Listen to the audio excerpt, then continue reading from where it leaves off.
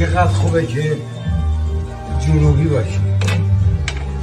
استاد عزیزم یه رگشون آبادانی هستن. بله من متولد آبادانم، تا 8 سالگی آبادان بودم و به دلیل فوت پدر مهاجرت کردم، ولی همچنان خودم خوزستانی بودم.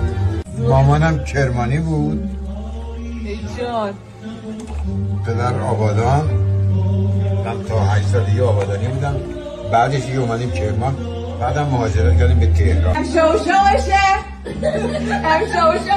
لیبقلی لوله، امشوشه یاران برا جونه. بفرمایید استاد عزیزم. یعنی اگر هر چیز دیگری درست می‌کردید اندازه میگو به من نمی‌شد.